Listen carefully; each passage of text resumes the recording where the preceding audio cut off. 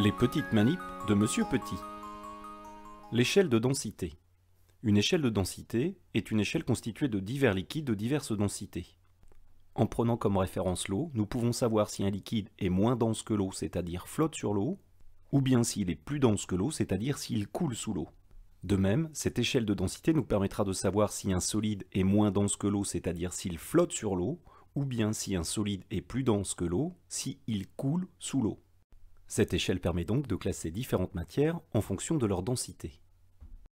Pour réaliser cette échelle de densité, vous allez avoir besoin d'un verre relativement haut, d'eau, et d'autres liquides tels que de l'huile, du sirop ou du liquide vaisselle. En fait, tous les liquides que vous pourriez trouver chez vous. Faites tout de même attention à vous, si le liquide porte un pictogramme de sécurité, c'est que cela est dangereux de l'utiliser, je vous déconseille donc son usage. Si vous êtes prête et prêt à manipuler en toute sécurité, voyons comment construire cette échelle. Pour commencer, versons un peu d'eau dans le verre. Puis, ajoutons un autre liquide en inclinant fortement le verre. Il faut verser doucement le long de la paroi du verre incliné. En versant doucement, les liquides miscibles ne se mélangeront pas. Puis, redressez le verre et observez. En fonction de la densité du liquide ajouté, celui-ci coule ou flotte sur l'eau. Notez votre observation sur votre cahier d'expérience. L'observation est notée, ajoutons donc un nouveau liquide doucement le long de la paroi du verre incliné. Cette opération sera répétée autant de fois que vous avez de liquide à ajouter dans votre échelle de densité. Redressez à chaque fois le verre avant de verser un nouveau liquide et pensez à noter vos observations.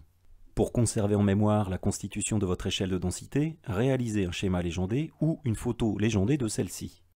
Indiquez clairement sur ce schéma légendé ou cette photo légendée les divers liquides utilisés et leurs positions relatives les uns par rapport aux autres.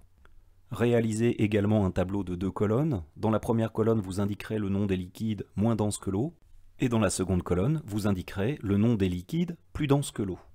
Utilisons à présent cette échelle de densité pour comparer la densité de diverses matières solides à la densité des liquides que nous avons utilisés pour la construire. Prenons divers solides tels qu'un trombone en métal, une bille en verre, un morceau de bois, une pièce en plastique d'un jeu de construction, ou bien un caillou.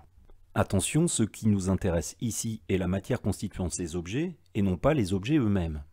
À vous de bien vous renseigner pour bien identifier les matières constituant les objets que vous allez utiliser. Une fois les matières identifiées, introduisez-les dans votre échelle de densité.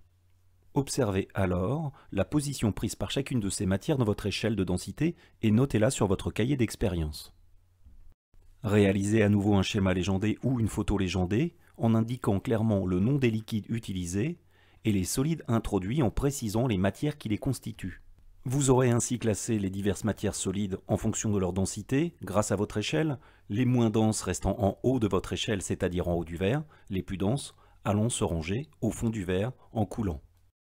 J'espère que cette petite vidéo vous permettra de construire de belles échelles de densité et vous permettra de comparer la densité de nombreuses matières. Je vous souhaite à présent un bon travail et je vous dis à bientôt.